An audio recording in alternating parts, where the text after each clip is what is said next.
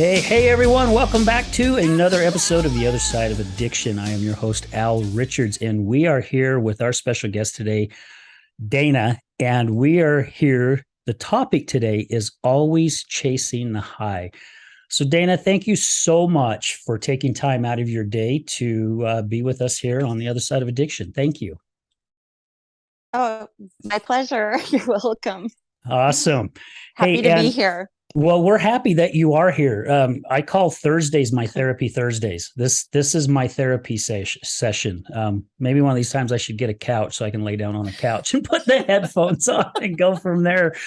Hey, also, we have a brand new guest co-host today, Angie. Hello. So, hi.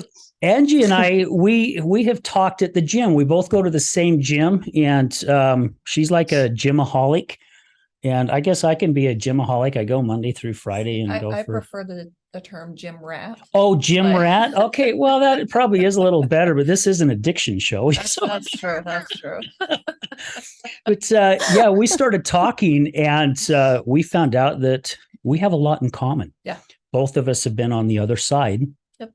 And hopefully one day Angie will come on and share her story. So as I do with a lot of our guest co-hosts, sometimes they're a little nervous and they don't know what to expect, which is normal. First time I got on a podcast, I had no clue and I was a little nervous as well. But a lot of times we like to bring hopefully future guests in as guest co-hosts so they can kind of see what the show's all about. So again, Angie, thank you so much. Really appreciate it. Absolutely. So Dana, before we start, I got to say thank you to our lovely friend who is flipping just amazing. I love her, Nicole Costello.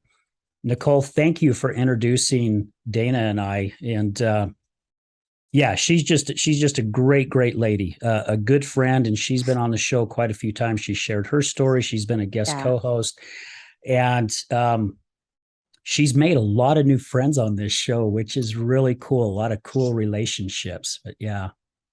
Right. Yeah. That's always, yeah. I love her transparency. Yeah.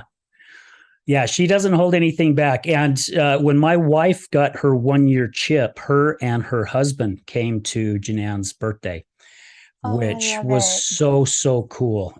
You had no clue how much my wife really appreciated that, especially when they showed up. And it was like, it just meant the world to my wife that her and her husband showed up to say congratulations. Oh, that is really special. That's really awesome.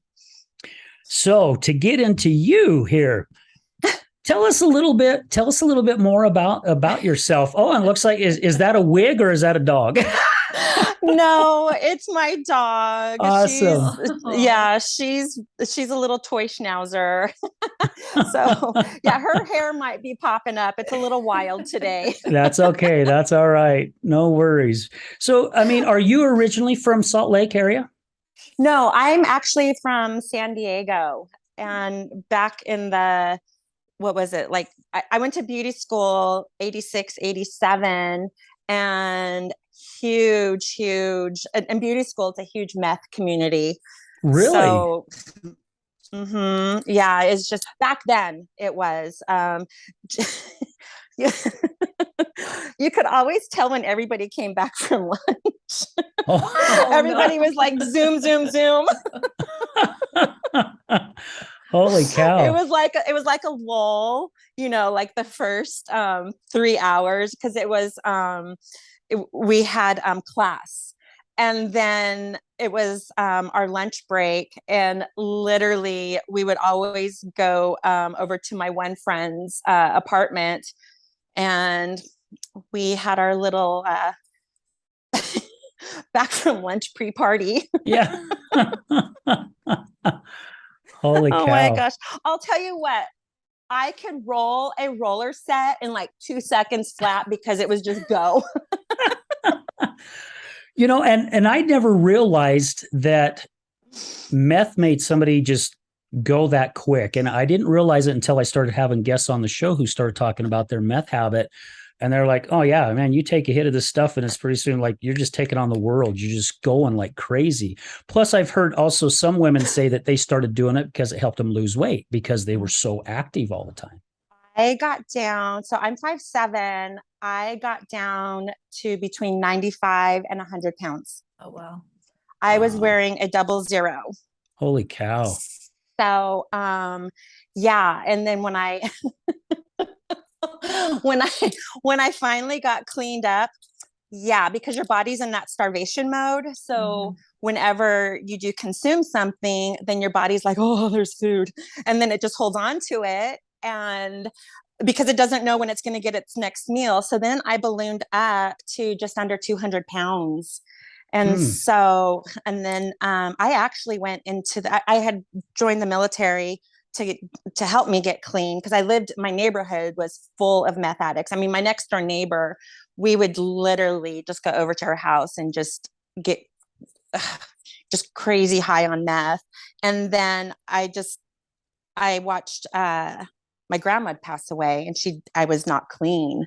And so, and then I had ended up in the hospital from severe dehydration from doing coke. And I was like, that was like such a wake up call. I was like, oh my gosh, I'm totally going to end up either dead in jail or on the streets. And that's when I decided to join the military. And it was actually, my mom was so not happy about it because it was Desert Storm had just like started. Yeah. But I wanted to be part of something bigger than myself. But I also, on my paperwork, had a big old overweight stamp pre me going into basic training. So I had to lose X amount of weight. But then when I was in basic training, oh my gosh, I'll tell you what, then the weight literally melted off. Oh, I bet. because you're like literally like, oh my word, you're constantly just a go. And then, which was super cool. Eventually I became in a leadership position in the military. I became a squad leader, which I was in charge of 12 girls. And then I also became an assistant platoon guide.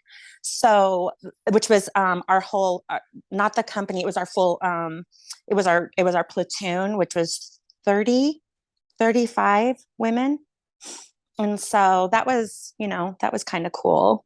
Yeah. I go from, 5 years worth of meth addiction to being in a leadership role. So that was pretty empowering for me.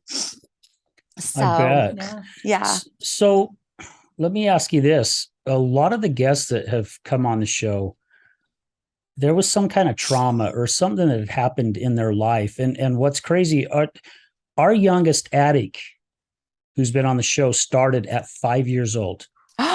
5 years old. He was a full-blown alcoholic by junior high school.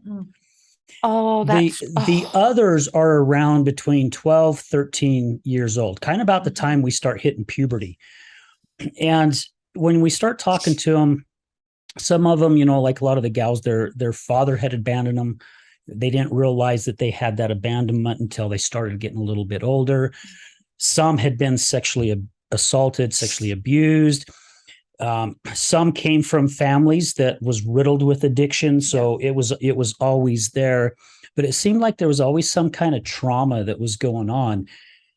And you know this, being in 30 years of recovery, and congratulations on that too. Thank you.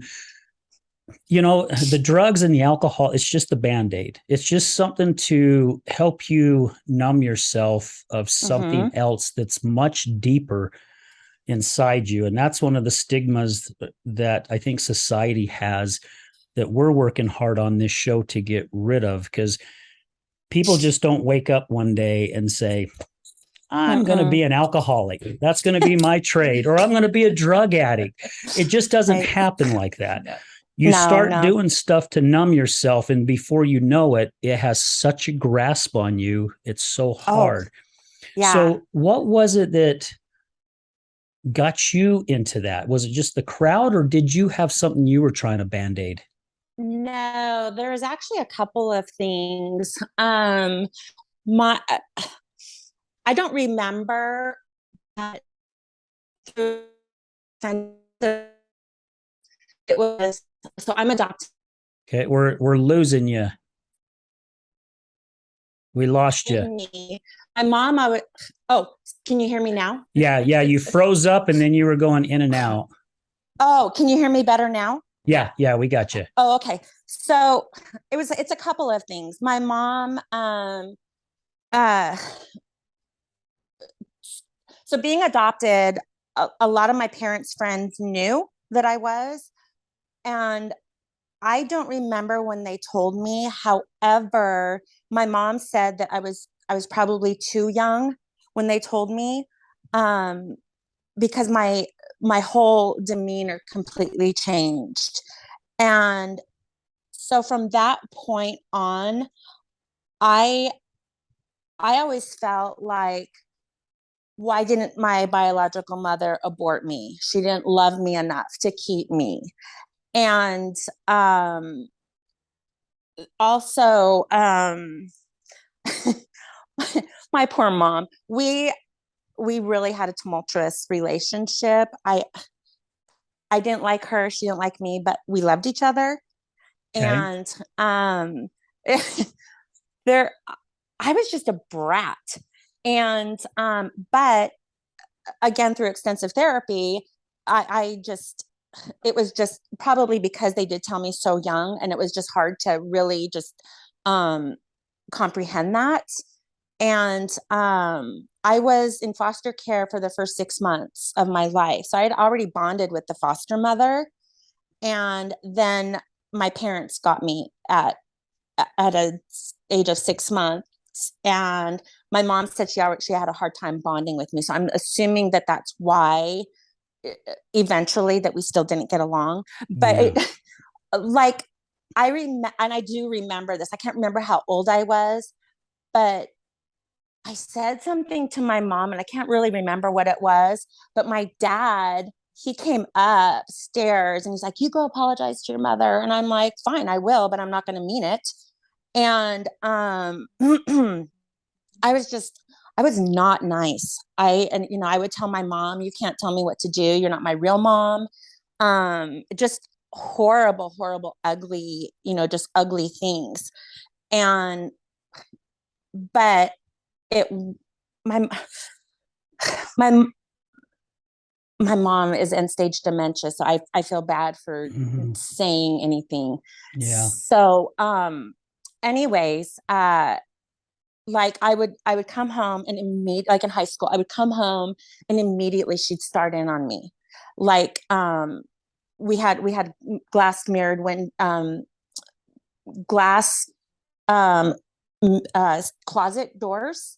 And we where my room was, if the sun hit it just right, there would be streaks. She would call me back in and I have to redo it. And to where there was no streaks or anything, the whole, the white glove, the whole bit. So anyways, so that I don't know if that's necessarily trauma, but I I think being the fact that I didn't feel loved enough to have my biological mother to keep me, and that why didn't she just abort me, you know? And so I just the feelings of until I did when I was 32, when I finally did meet my biological mother. But then when I started using meth, um I was in beauty school, and my friend took me over to a meth dealer's house. And I was young, and I was impressionable. And his whole thing, you should try it, because when you have kids and if they get into drugs, how are you gonna know what they went through unless you tried it? So my first line I did, and I was like, oh my God.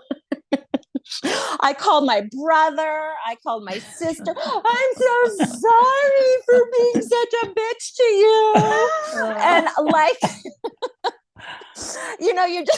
you're just, oh my gosh. And I talk a lot anyways, but good hell. It was like, as my dad would have said, total verbal dysentery.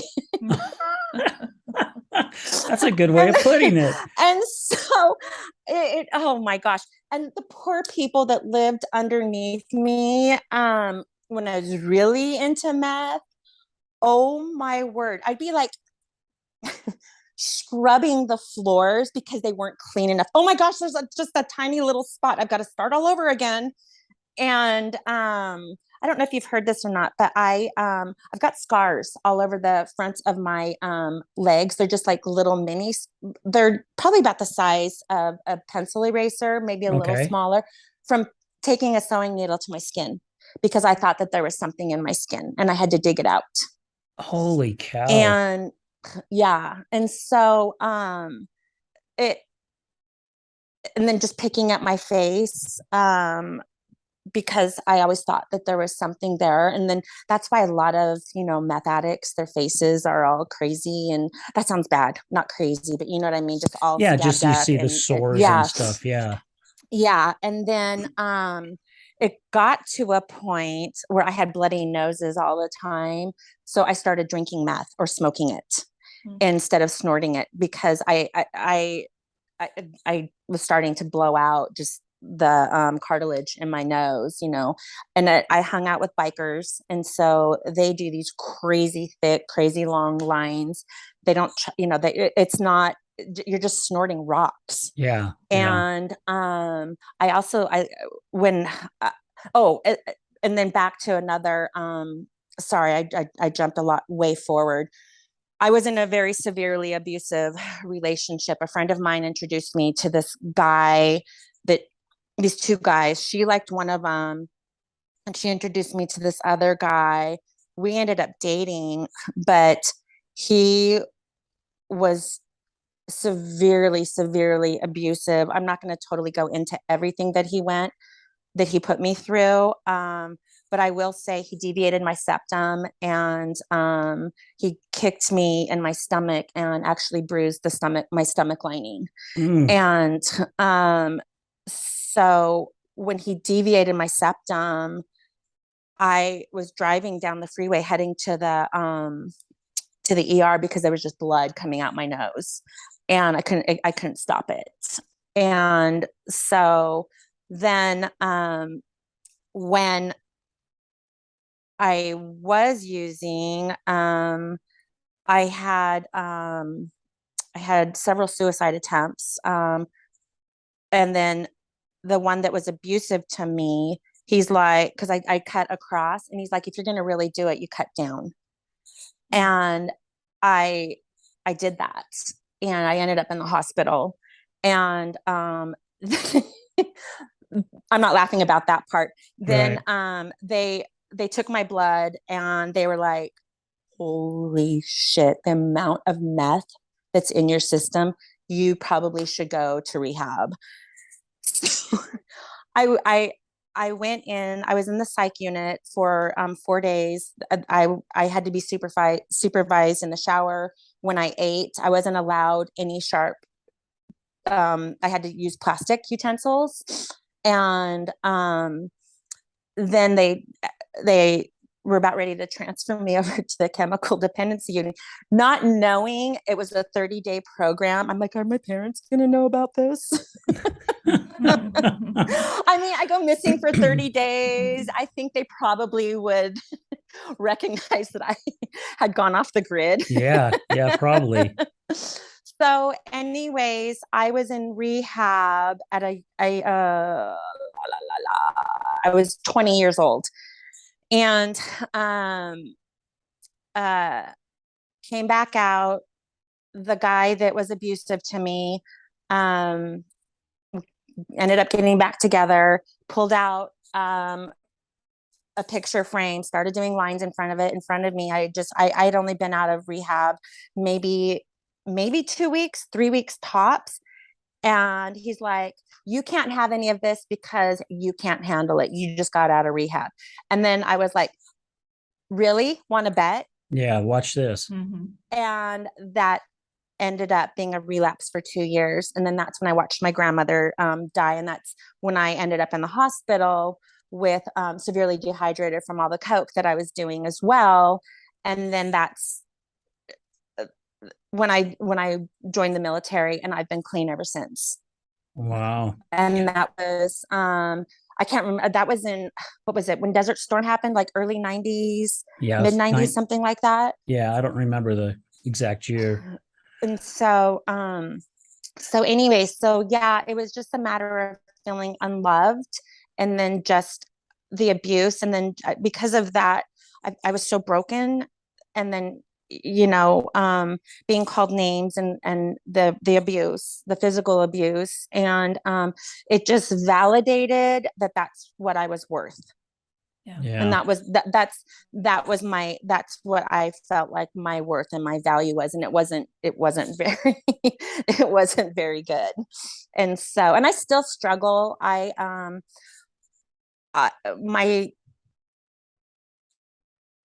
have to be careful with this. One of my marriages was not good.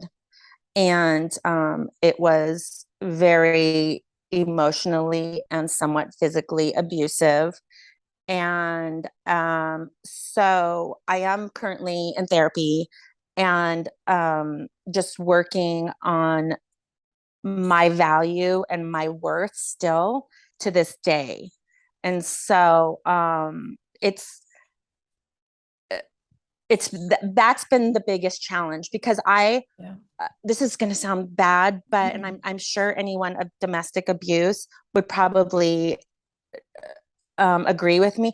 I would have rather been hit time and time again than the verbal. Yeah. Because that verbal sticks with you. Yeah. My ex-husband, his favorite go-to was calling me the C word. Oh my gosh. You effing psycho C word. And that just takes a toll on you. And it got to the point where I just felt like my light and my wings, like I felt like my light had been burned out, and I felt like my wings had completely been clipped off. And then I started abusing sleeping pills. This has been over 10 years ago, but I started abusing sleeping pills because if I was asleep, he couldn't wake me up, because I was in a deep, deep sleep. He couldn't wake me up, and he couldn't verbally assault me. And so that was your protection. But absolutely it was. And so like I said, current day, I have an amazing therapist, and mental health, I am bipolar. I was diagnosed with it at an early age, but unfortunately the meth use jumped it into the worst one possible. And I am on medication for it. So thank my therapist that I have. She is bipolar specialized, and she is trauma specialized. And so I can't say, she's so amazing and has done some pretty intense work with me. And so I'm so grateful for her. And it goes to show we all need someone. Yeah. And when you were talking about the abuse stuff, it was resonating with me a little bit, because my wife, she went through the same type of relationships. It's like she went from one relationship that was verbally abusive and physically abusive right back into another one that was verbally abusive. And I am a firm believer that whatever we have in our mind and whatever we focus on, whether it's good or bad, it continues to come into our life. And I was the one. So I've been married a few times, and it's like I was always finding the women who was in distress. It's like, here I come. I've got my shining armor on. I'm on my stud. Here I come. I'm going to help you. I'm going to make your life much better. Here I come to save your day. I'm coming to save your day, realizing that there's not a damn thing I can do, because, my wife even when she was going in the depths of her addiction. Oh, I lost you. I'm Oh, sorry. there you are. There you are. Yep. So when my wife was going through the depths of her addiction and she tried sabotaging our relationship a ton. Yeah. And it's Yep. because she goes, you know what? I don't deserve this guy. He's treated me too well and he loves me. And I have been put down all my life. I'm a worthless piece of shit. That's how she looked at herself. So he's going to leave me anyway. So I just might as well help him out the door. And to me, that didn't make sense. Yeah. It was so hard for me to understand. And I've watched my mom go through a ton of verbal abuse with my dad, and he just passed away this past February. Oh, I'm sorry. And my dad was that way with me as well. You know, he didn't have a problem putting you down. Doesn't matter who was around. If he was going to put you down, he put you down. And there for even a long time, all the way into my from junior high, teenage years, even in my early 20s, I thought I was a lazy ass because that's what he told me. I did everything I did was half-ass. I was lazy. I wasn't worth this. I wasn't worth that. I spent so many years trying to please this man, you know, to say, hey, look at me, look what I've accomplished. Yeah. And it's crazy that you said that you found out you were adopted. I just hit 59 in July, and it was when I was 55, I had found out that I was adopted. He wasn't my real dad. Oh, wow. Oh, wow. And the shock for me, I'm like, I've called this guy my dad all my life. Now, my mom's my real mom. Yeah. And it was like, holy shit, what the hell? Right. You know, Yeah. I mean, so I can't imagine even at a younger age, you know, feeling the way, you know, just happening to find out. Yeah. And my wife is still dealing with now. This show will air in probably about 4 weeks. So time will lapse. She'll probably end up being on 22. But tomorrow, the 9th, she hits 21 months sober.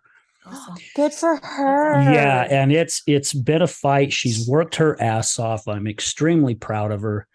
Sometimes if I get going too much, I'll start getting really emotional because of all the stuff that we've gone through, and we're still together. Yeah. You know, however, she's still struggling with a lot of that stuff. Yeah. Just like you are, you know, I cannot laugh at her. If I laugh at her, oh my hell. I mean, there's times I need to go buy a football helmet in case one time she has a pen in her hand and starts throwing it at me. And I do it in a loving way, you know, because we all do stuff that's kind of stupid, you know, in a way, or we're not paying attention. It's like she might get up and bump her head on a freezer door after she opened it and then went down into the fridge and left the door open and hit her head. And if I laugh at her, she's like, "Are you laughing at me?" And she gets really upset. And it's because she was laughed at so much as a child and picked on at such a child. Here she is. She just turned 49. She's 10 years younger than me. And that is still with her to this day. So the verbal abuse and the emotions that go with it, I think she has struggled with that more than struggled to get sober. Absolutely. Which is crazy. I think that for me, our story, we all have a different story, and not one is any greater than the other. They're just different. Mm-hmm. And at the end of the day, we all want the same thing, to be loved and accepted. Yeah. However, I do understand. I have always, even to this day, sabotaged every relationship and pushed them away because I do feel that way. And I refuse to this day to give my power away to somebody that has the potential to hurt me. Good for you. And I've made it very crystal clear, even when I was in we just broke up about 6 months to maybe a year ago. We're still really good friends to this day, but I told him I'll never get married again. ever. I'm 54 years old. I'll never get married again. I know that. And because I refuse to give that power to someone. Yeah. And I don't want to, and I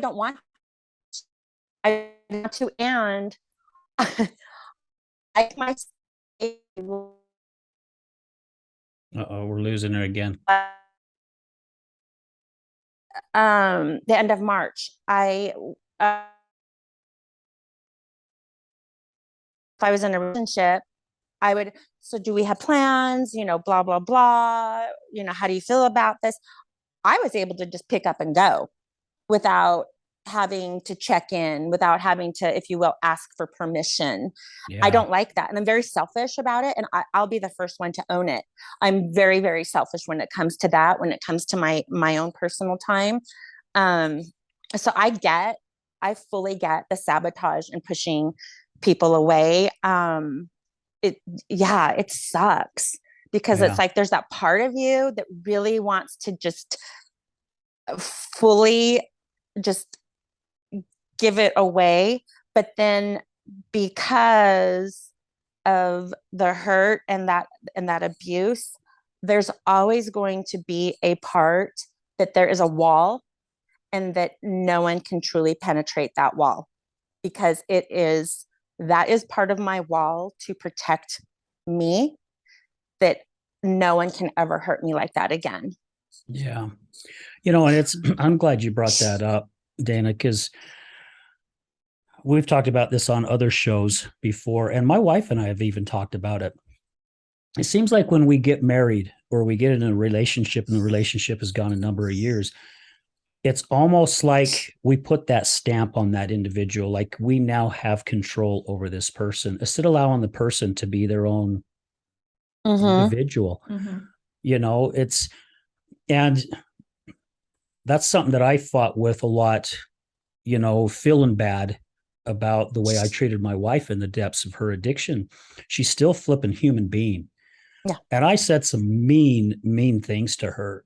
And really, what gave me the right to do that? Even though she was hurting me and upsetting me. And her and we've had this discussion quite a few times that, it's crazy that when we get in that relationship, and we've been together, 16 years, 17 years, been married 13 or 14, something like that. Awesome. And for us to feel like we can have control over one another, and I don't know why that happens, because you'll see a lot of really good relationships happen. And as soon as they get married, it's like, put that stamp on, put the ball and chain to them, and it's like, why can we not still let that individual be fear, who they are? It is the fear, huh? Fear. Yeah. Yep. It is the fear. Fear of losing, fear of, them leaving, eventually, or whatever it is. Sorry. Yeah. You're good.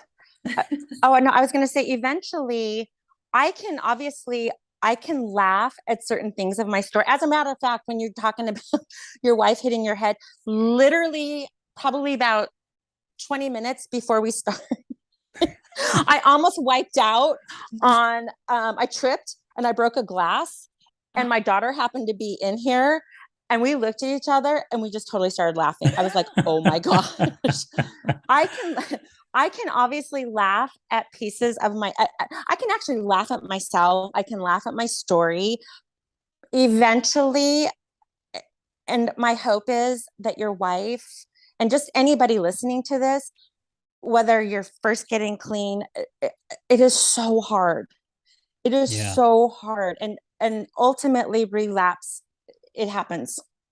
It's almost inevitable that it happens, but pick yourself up, dust those boots, your boots, those bootstraps off, and just suck it up and drive forward. You know what? It doesn't define a person that they've had a relapse. It doesn't. It's just something that happened. In regard to you having said some things that were not so amazing to your wife, I think that probably comes from a place of not really understanding.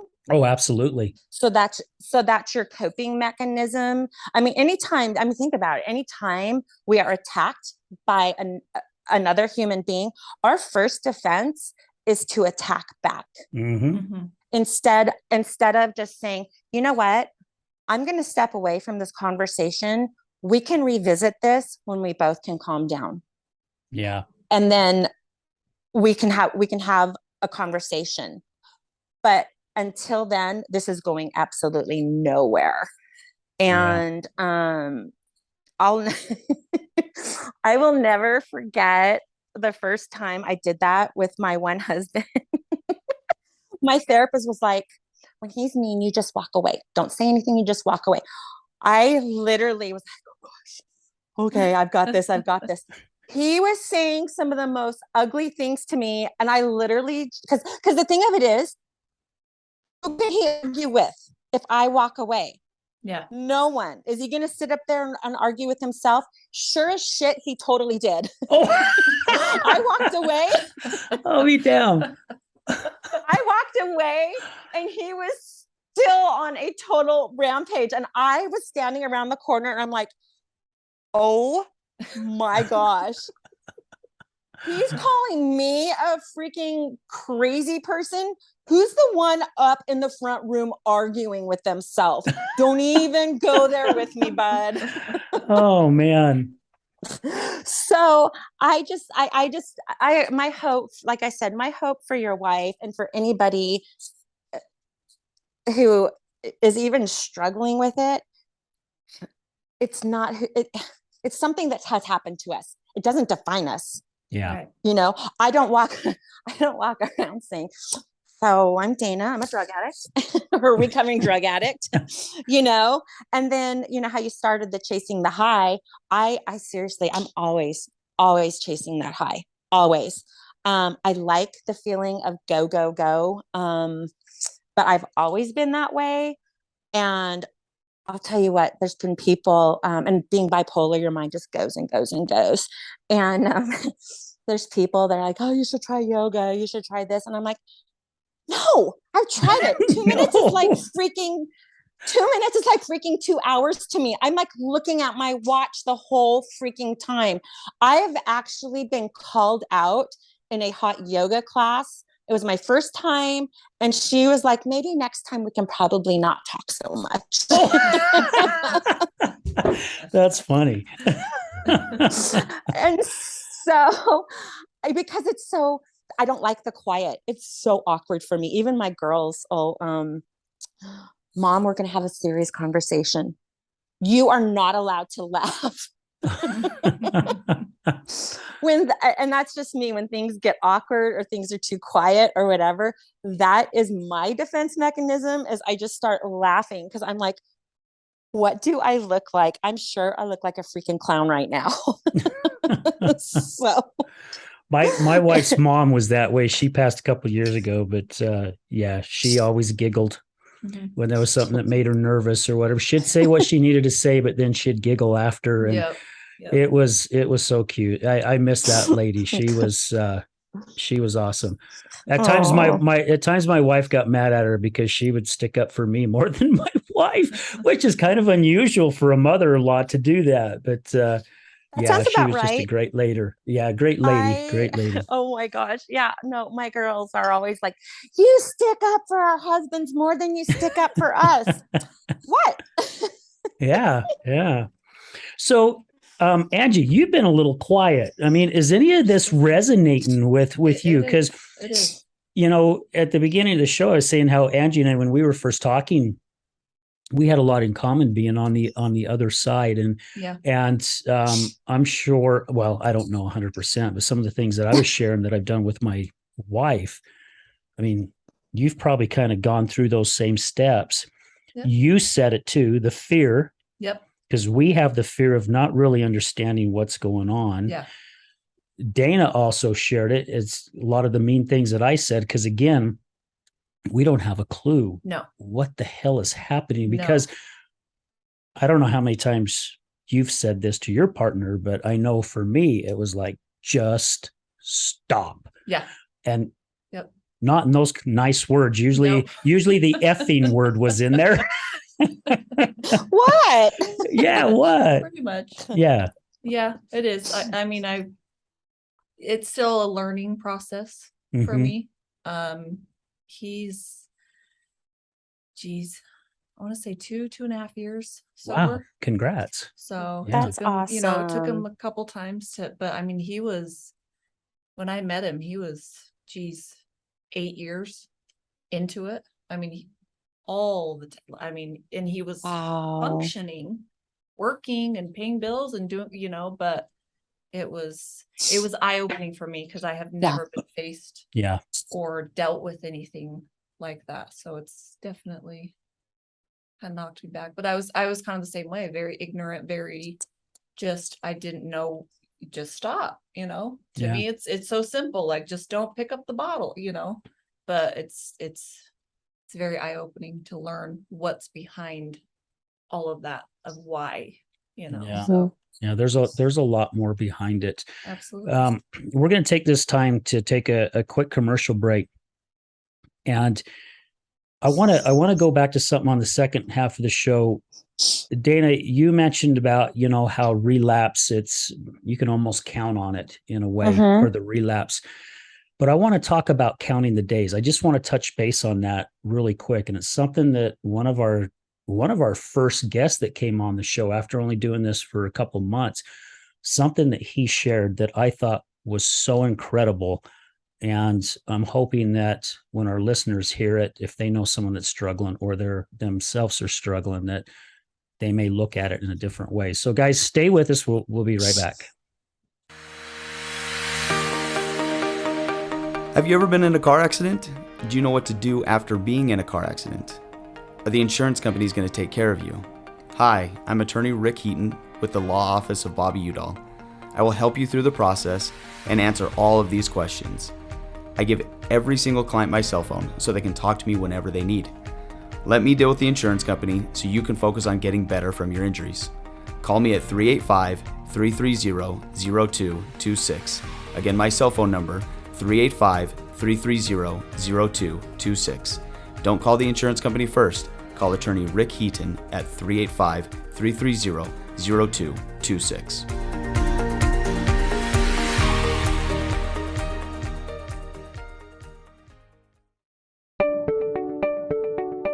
This is Gregory, owner of Lift Up Concrete, proudly serving the Wasatch Front for the last 12 years, lifting sunken flatwork for both residential and commercial applications.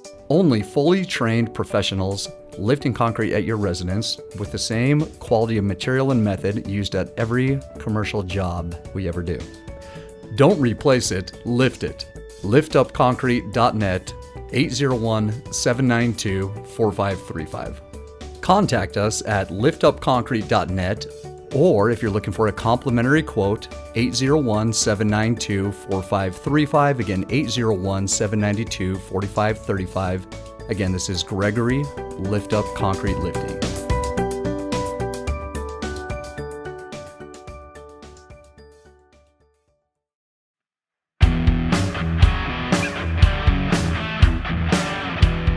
Hello, my friends. This is Brad Neufeld, and I want to thank you for tuning in to the Resilience Talk Network. You can listen to my show, Resilience, every morning, Monday through Friday at 8 a.m. Mountain Standard Time.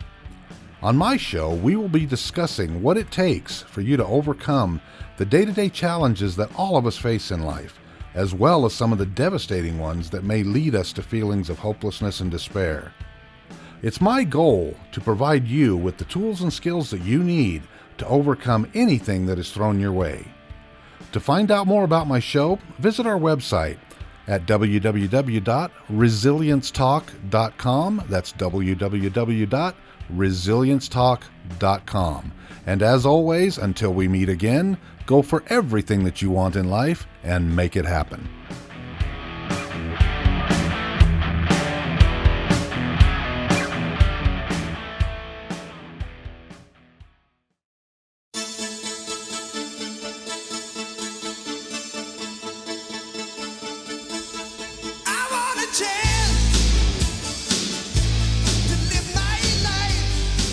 Hey everyone, welcome back to The Other Side of Addiction. I'm still looking into the other camera because I'm thinking this is an in studio. So I have a different camera to look at. I don't know which one to look at. It's this one right there, the little skinny one, but I keep looking at the bigger one because I think we're still in.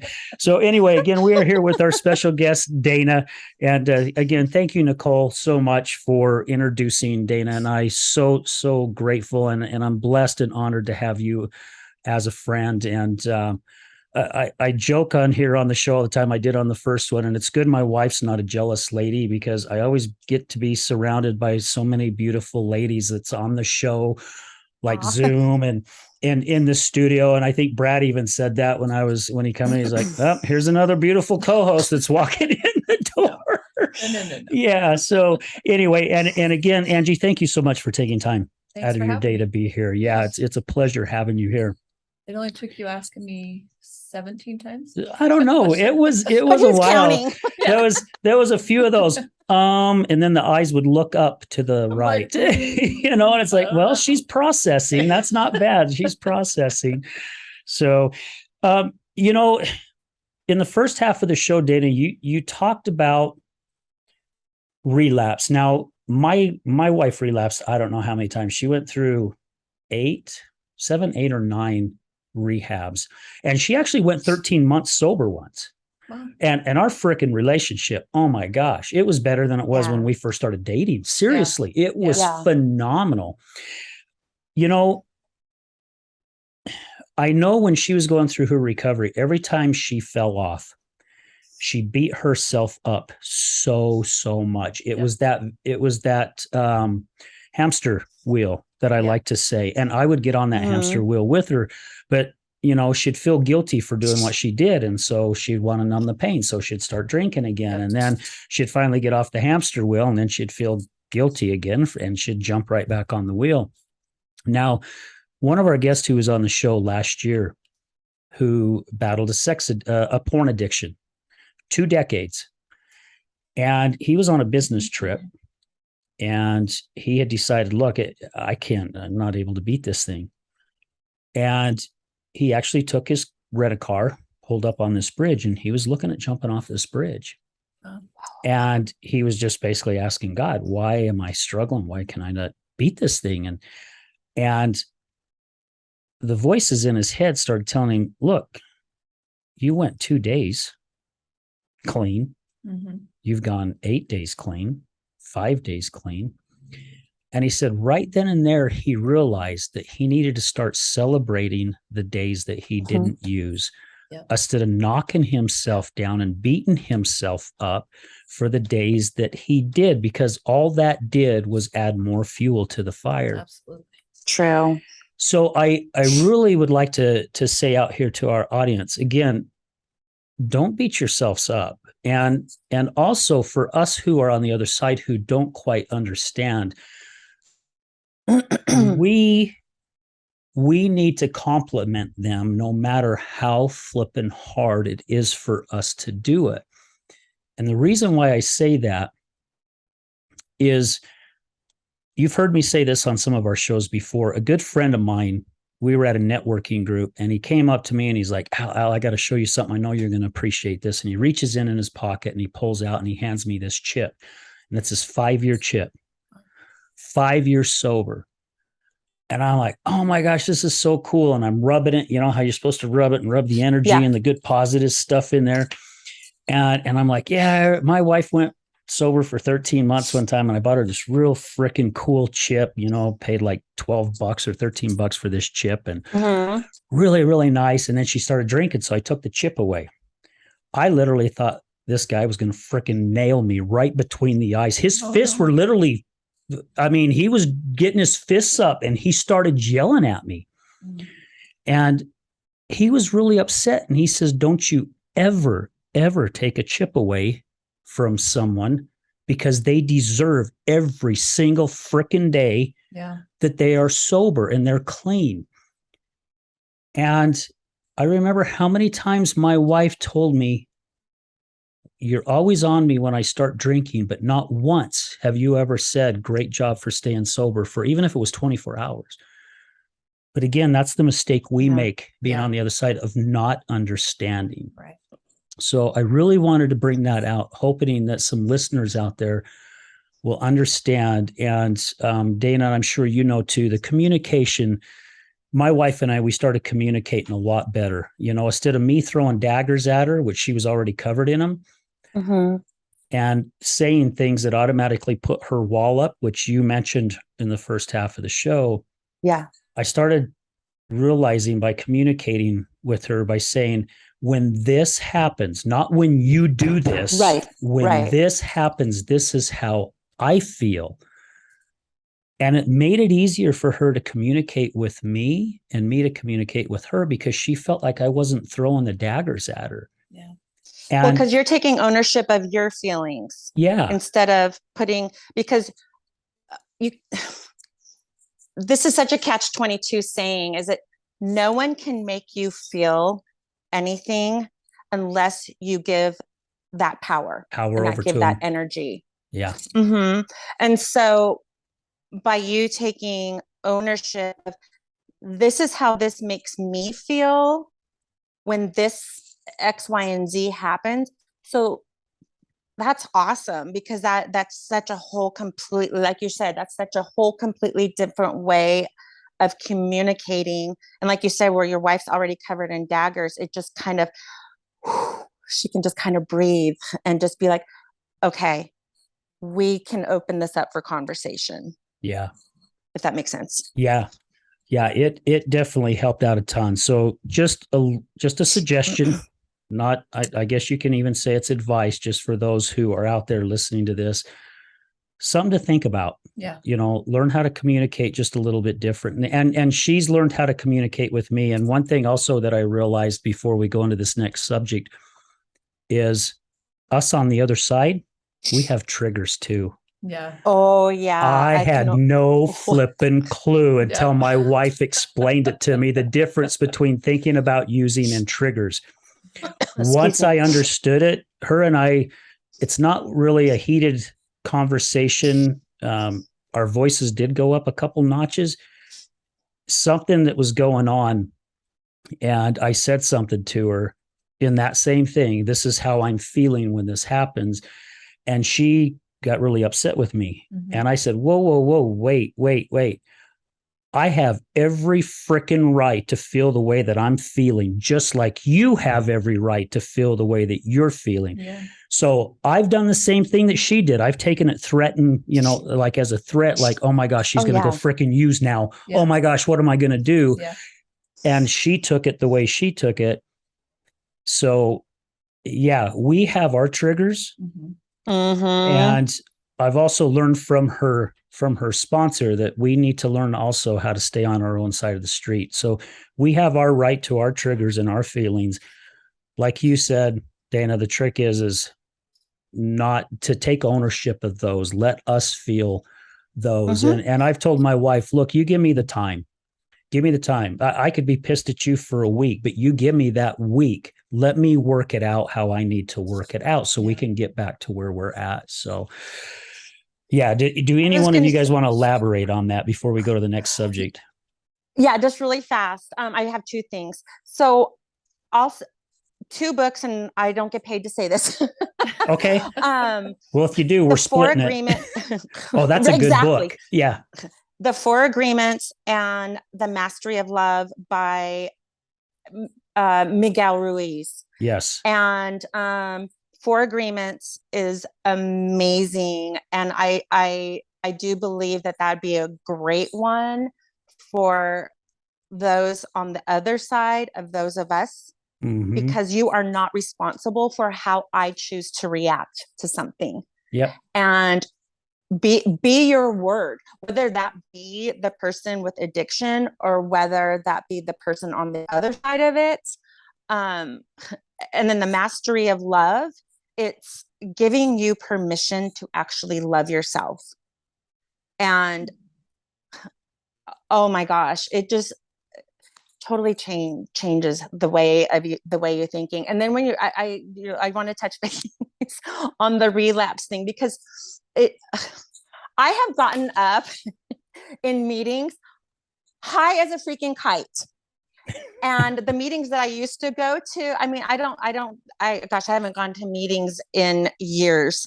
I definitely have my opinions on that, but I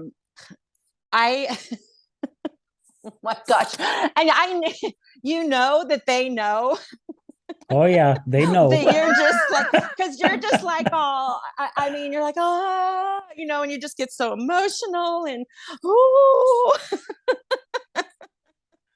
You know, and that's So- one thing I couldn't understand. My wife came home drunk from a meeting, and her sponsor was with her because her sponsor drove her there. And as soon as she walked in the door, I knew she was drunk. And her sponsor even looked at me like, "Yep, you're right. She's drunk." And they won't say anything to you at the meeting. You know, they just don't. But I was literally scratching my ass going, how the hell is this possible? You're at an AA meeting with your sponsor and you come home drunk. I don't get it. And that kind of goes into this next subject of AA, because I work with people who are in recovery and they've gone through the rehabs and the AA and the big book and sober living.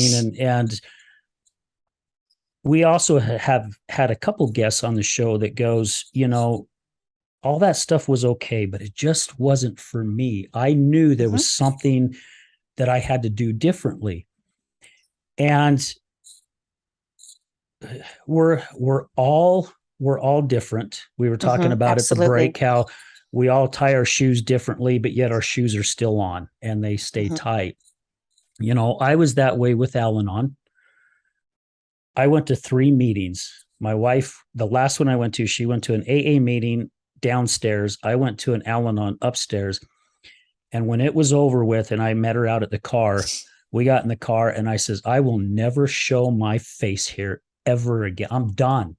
I am done with this shit. And she's like, why? I don't understand. And I'm like, I am more pissed off and more angry now than I was before I went in. And I was the only one in the meeting that had a spouse. Everyone else had a child, whether it was a daughter or a son. Right. I was wanting to figure out ways how to help my wife because I was still, and she does not like this word, I was still in the fixing mode. I was still in the rescue mode. Yeah. I was going to rescue her. I even told her therapist, when her therapist said, there's nothing you can do, I basically said, bull effing shit. You watch me. You watch me. I will get her sober. You just watch me.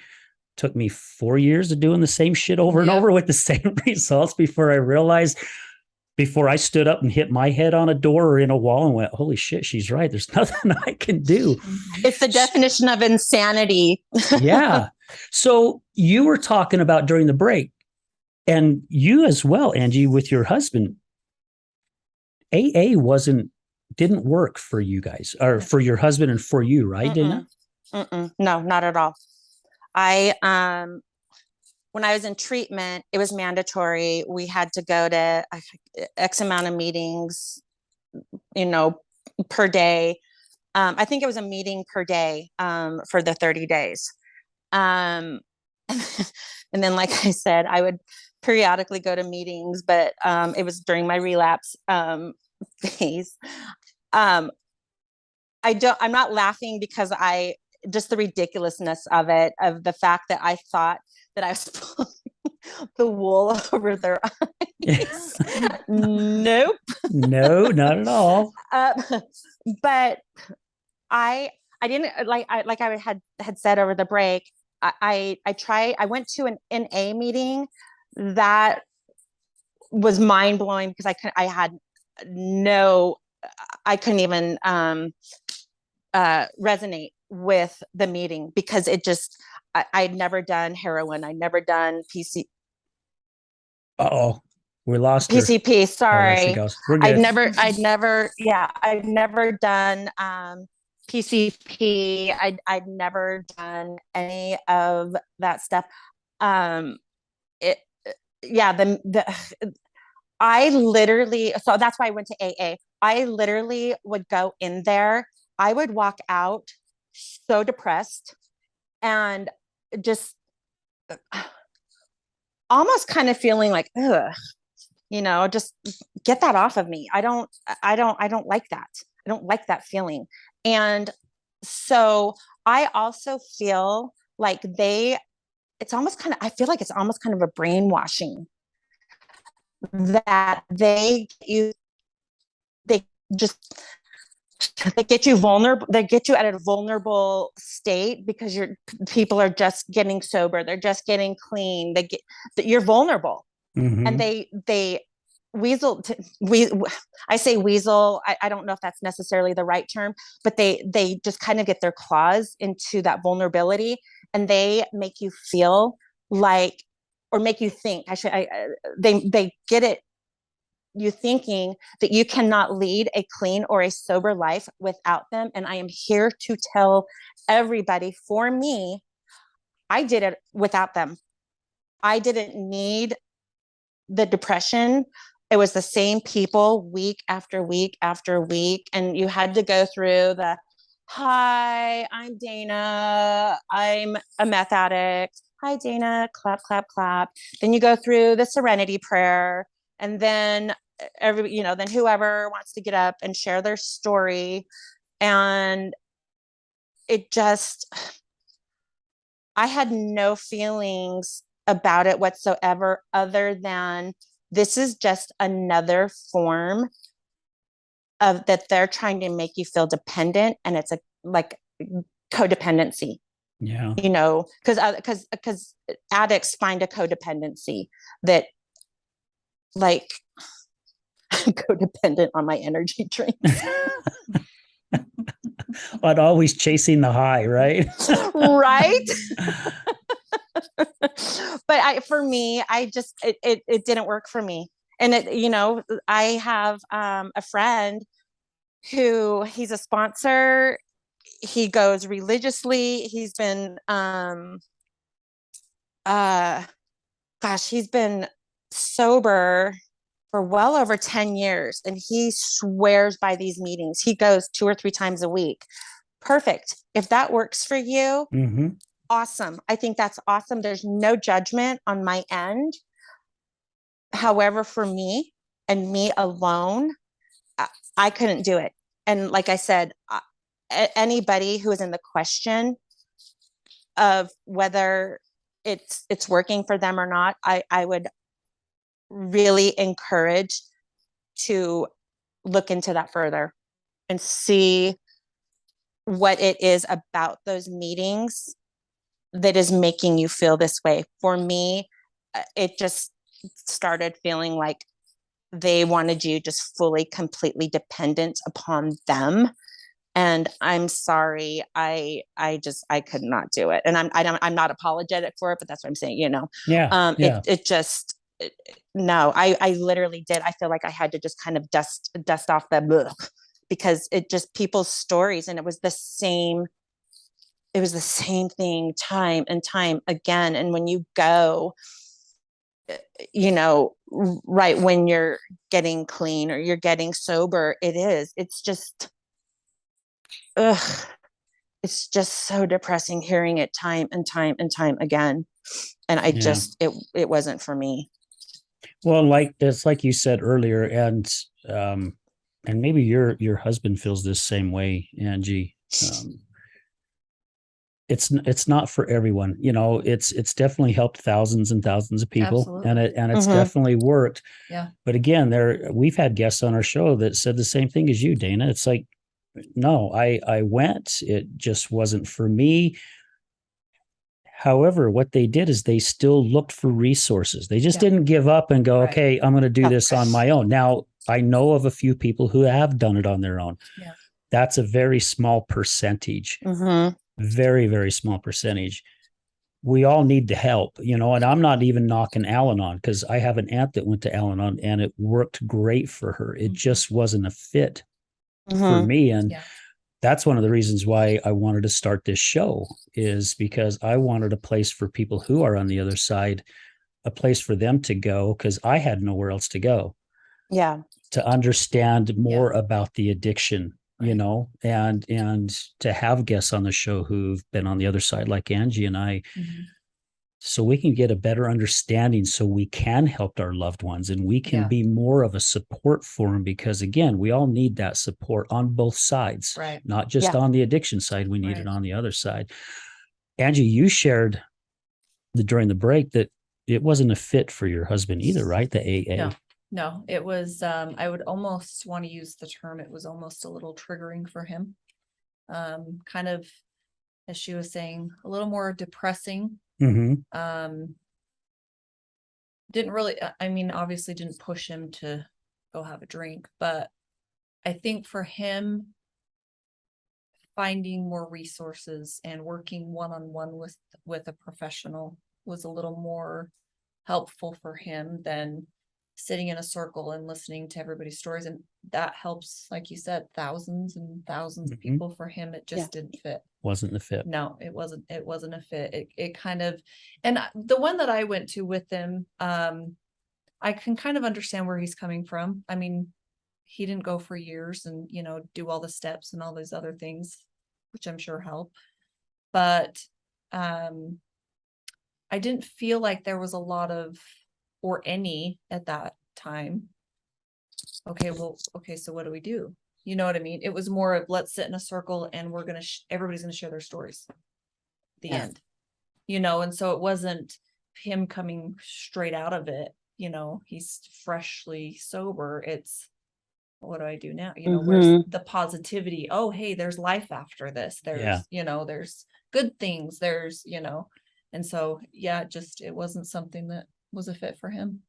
You know, one thing I went to, go ahead, Dana.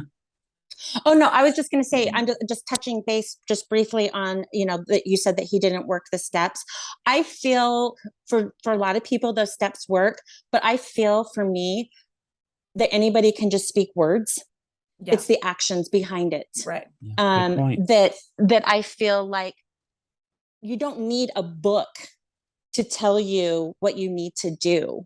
You know what? There's already enough guilt and enough shame without having to have a book tell you that, oh, you effed up, so you need to go make amends.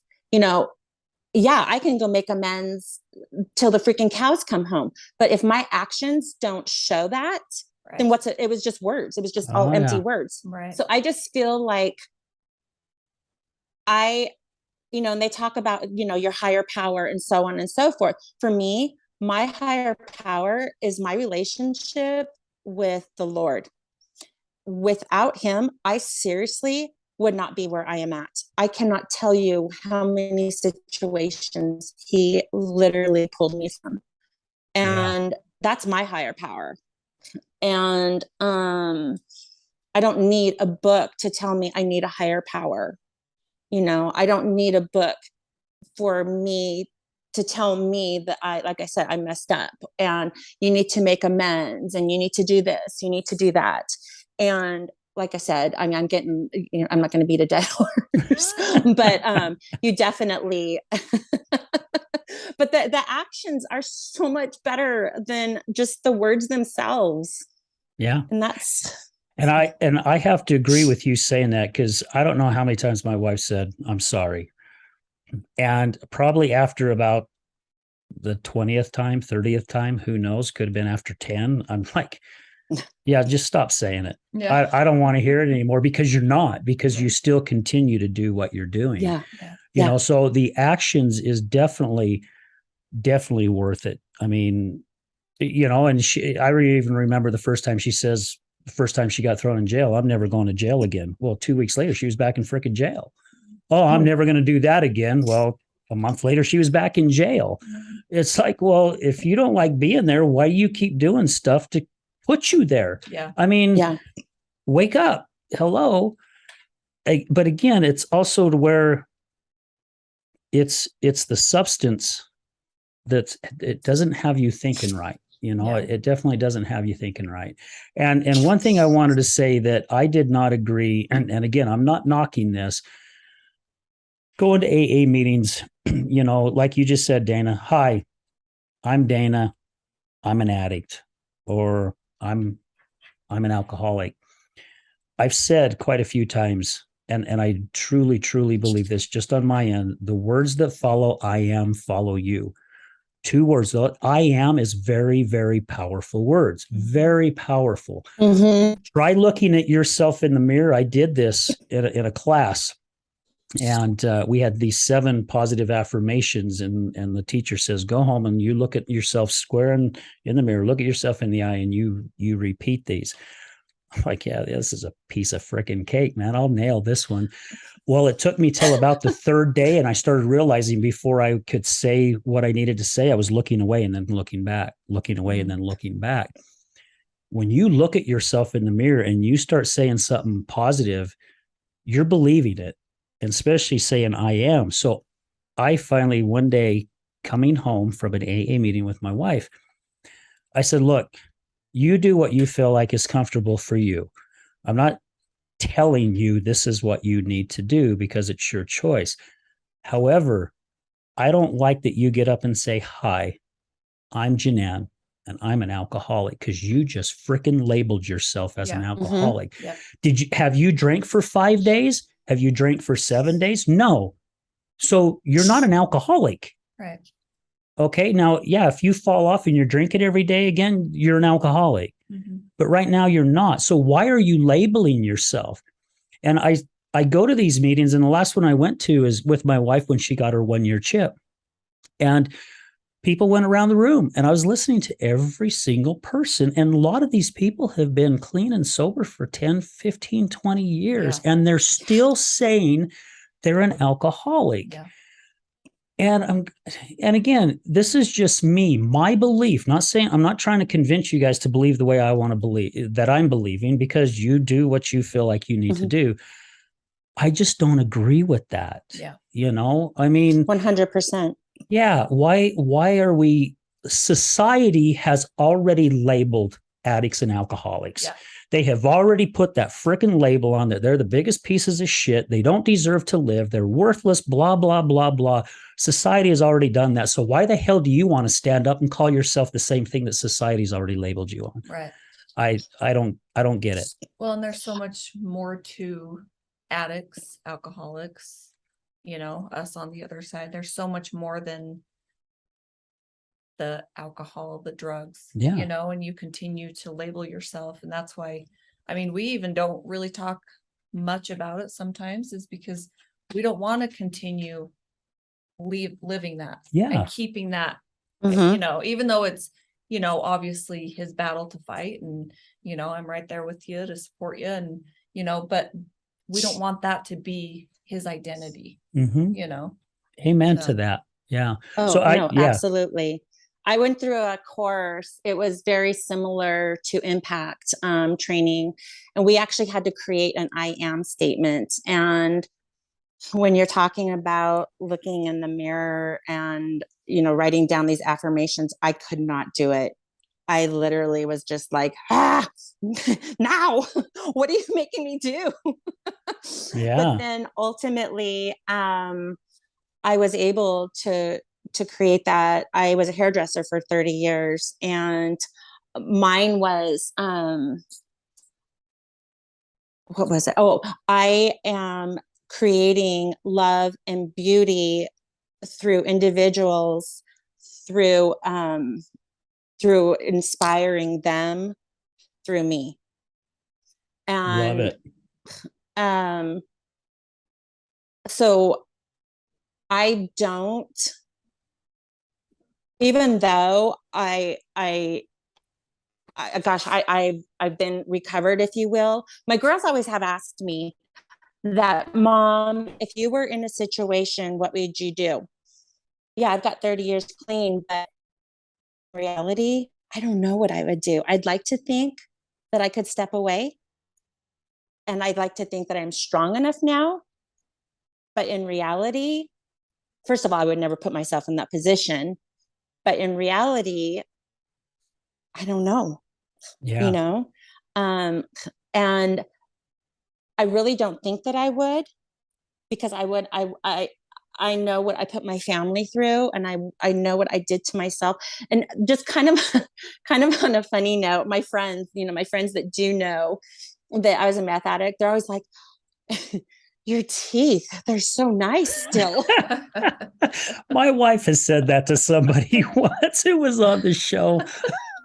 And Oh, so that always just cracks me up. I'm like, you know what? Especially when I drink the crap, I'm so lucky. I'm so lucky because that shit was hitting my teeth. yeah. And so anyways, and then, getting back to the I am, at the end of the day, people can label me all they freaking want, but I am human and we all bleed the same color. Yes, we do. all bleed the same color. It Go does not Utes. make me any, that's right. Woo! It doesn't make me any different. It doesn't make me any different. You know what? Yeah. It's like, you have a story too. So don't come at me, bro. Yeah, no kidding, right? And so I just have, and again, like I said earlier, we all have a story. They're just different. Yeah. They're just different. And it doesn't make someone any less human or any less of an individual, it's heartbreaking, when I see people that, cause I can pretty much pick them out, who's still, and you guys can too. It's heartbreaking to me because I'm just like, just want to be like, give you a hug and just say, I promise you, you can do this. You can totally do this. If I can do it living in a meth house where they cooked it up, I'm telling you, you can totally do it. Cause I had it I had access to it all day, every day. And if I can get clean, oh my word, that's my hope and my prayer by me sharing my story is that even if I can inspire one person, it made it all the worthwhile. It just, and again, it doesn't make me any less of a person. It just makes me, sympathetic and empathetic, because I can honestly say, I know what you're going through. I know the struggle. I know the hurt. I know the pain. I get it. And just like you guys, you on a totally different level, I can't imagine what it's like to be on your side. I just know through watching my parents, it about killed them. Yeah. And my parents did the whole tough love thing for me. And to this day, if you were to ask my parent, oops, are you there? Yep. Sorry, my phone is warning me. I'm at 10%. But if you were to ask my parents, it's the hardest thing. And they did tough love to me. And to this day, my father passed away. And like I said, my mom, she's end stage dementia. She's got no clue who we are. And by God's grace, we made amends like years ago. And, but them doing tough love was truly the very best thing that they ever did for me. Like they were like, you come home, we'll get you whatever you need, or you choose your drugs. Guess what? I chose my drugs. Yeah. And they cut me off financially. Everything. Don't call us. Nothing. This is how this is going to be. And it wasn't until I had my suicide attempt, and then went into rehab that, and then we did family therapy and, blah, blah, blah. So anyways. And that's hard. That's hard for a parent. I couldn't imagine because with our spouse, I filed divorce 3 times on my wife and canceled it 3 times. So when it's a spouse, for some, it is easy just to toss to the side and say, you know what, I'm done. I don't need this shit. But when it's your child, how flipping hard is that I can't imagine disowning one of my daughters. I just couldn't. It would tear me apart. Yeah. So yeah, what we all go through when they say it's a family disease, that ain't no bullshit. It's a family disease. It affects us absolutely. I think it affects your side more than it affects me, because I'm the one who is putting or I was the one putting my family through that without, I mean, I do now, but in the moment, without any remorse, without any regrets, without, it was just like, Sometimes F you not even guys. remembering. Yeah. Yeah. Yeah. And then, when it's kind of went hand in hand, being the fact that I'm bipolar and the fact of using drugs, that only, and maybe maybe this might shed some light for you guys, because I don't know what it's like to be an alcoholic. Alcohol was never my issue. It was just always the meth. But those wind up toys, they're the where you wind it up and then it goes, all over. So for me, in my head, especially when I was using meth, and I didn't realize I was bipolar at the time too, because I'll tell you what, my temper and my anger, just disgusting behavior. But you wind it up, you wind it up, you wind it up, and it's like you hold it and you hold it and you hold it until you can't hold it anymore, and then it's just all over the freaking place. It's just all over the map, and just out of control behavior, just the anger, when you say you don't remember, it was almost like you black out, and the crap and the horrible, horrible things that you say are, yeah, exactly. Yeah. Well, so we know we've got a time crunch for you. We're going to stop for a quick commercial break, and then we're going to come right back and let's wrap this up. And then think of something, Dana, that you would like to, just maybe some advice that you'd like to share with the audience. So guys, stay with us. We'll be right back. Good morning, this is Leticia with Computer Hospital. We are your computer repair experts for both PC and Mac. We are your community resource for all of your computer repair needs. What makes us different is that we want to fix your computer. We also do free diagnostics. We charge a flat rate labor, which means that you won't pay by the hour. All of our computer repair is done in-house with a fast turnaround time, and same-day service is also available. Feel free to stop by anytime without an appointment. We're located in Sandy at 8721 South State Street. Again, that's 8721 South State Street, or call us at 801-987-3993. Again, that's 801-987-3993. This is Leticia with Computer Hospital, and we look forward to seeing you soon.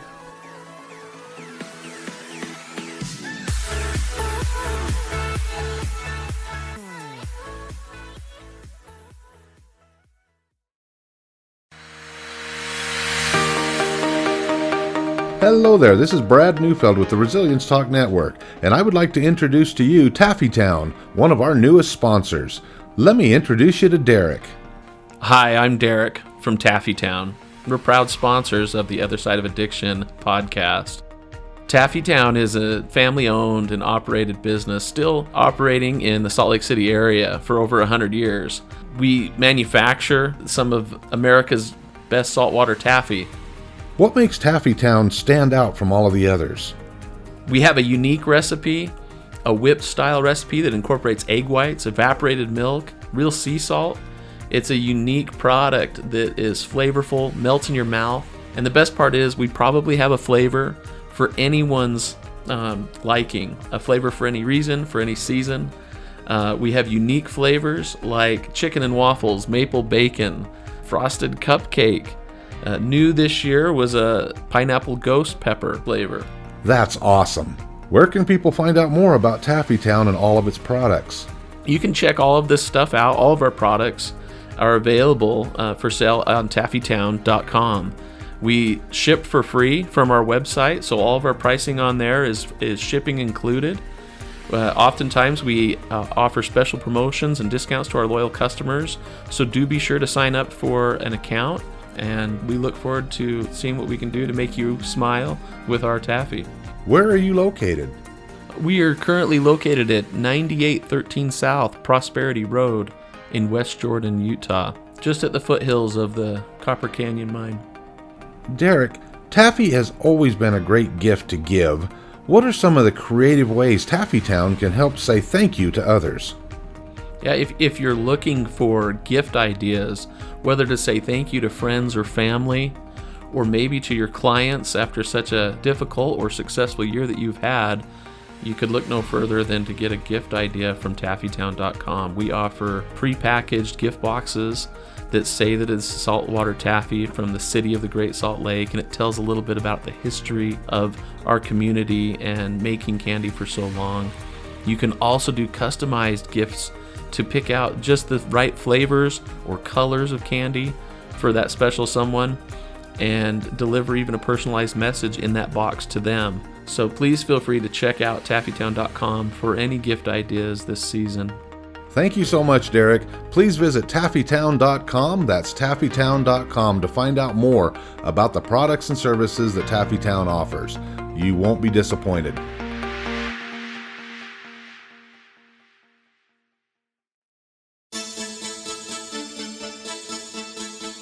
Do you know someone who's gambling with death due to an addiction? Do you know someone whose life is being turned upside down due to a loved one that's battling with addiction? Hi, I'm Al Richards. I am the host of the Other Side of Addiction podcast. I started the podcast due to my wife's battle with alcohol. Let's just say I became addicted to her addiction. Our podcast is helping people understand a little more about those who have battled addiction and those who are hurting from their addiction. Through raw vulnerability, we share stories that help uncover the root causes of addiction. Shame felt on both sides, matter of the conscious and subconscious mind, continued beliefs, and often confusing paths of recovery. We collaborate with real people and their stories, as well as licensed professionals, to help our audience gain a better understanding of addiction. You can find us on Resilience Talk Network. You can also find us on Facebook at Mr. Al Richards. That's Facebook at Mr. Al Richards. You can also find us on YouTube. Just look up the Other Side of Addiction podcast.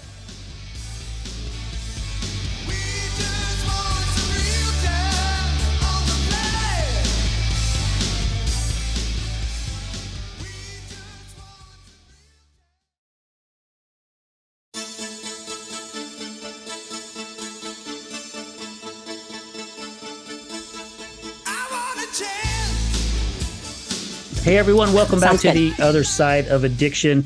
Again, we are here with our special guest, Dana, and our special guest co-host, Angie. Thank you guys.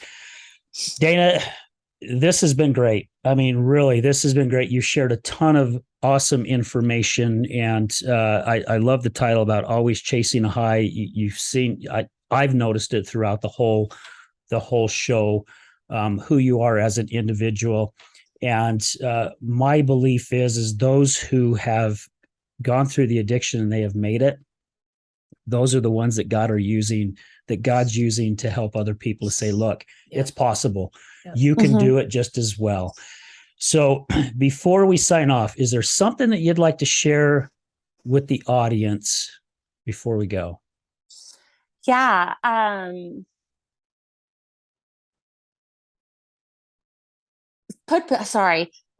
Basically, there's always that little piece of just belief in yourself. I would just really encourage people to just dig deep and start recognizing that they do have value and that they do have worth and that it is okay. Give yourself permission to love yourself and love yourself enough, whether it's just a tiny little fraction or if it's just, a big fraction. I always used to think that I was conceited by saying, I love myself. I'm such a good person, whatever. It's okay. I can think I'm a good person and I can love myself. And I'm starting to learn my value and I'm starting to learn my worth. And it's not coming from a place of being conceited.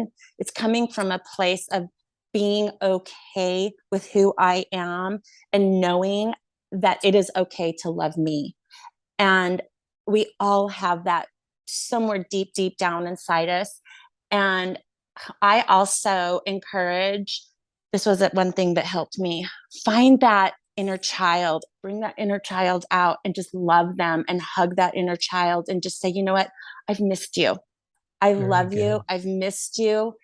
And I need to have you here so I can just bring back that innocence and just be okay being okay.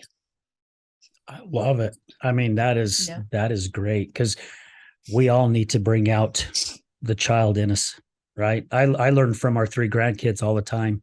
I mean, yeah, here I've lived over half my life already, and there's still things I pick up from a 10 and an 8 and a 7-year-old or a 6-year-old. It Yep. just blows me away.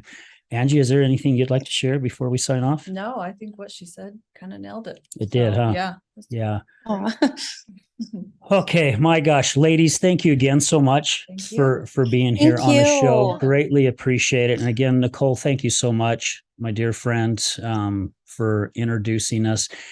And before we sign off, we want to say real quick, thank you to all our many sponsors and to all our listeners. If it wasn't for you guys, none of this would be possible. And now Dana said something on this show quite a few times, and you've heard us say it too as well.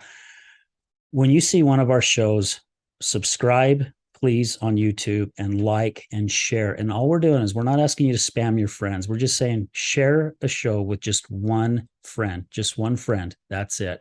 Because you never know who the heck it's going to help. Yeah. So I know Dana's phone is dying, so we got to finish up. But guys, and thank you to Resilience Talk Network for all your love and all your support. Guys, thank you. And we're going to end this show like we do at the end of every show. Remember, addiction is giving up everything for one thing. Recovery is giving up one thing for everything. We're out.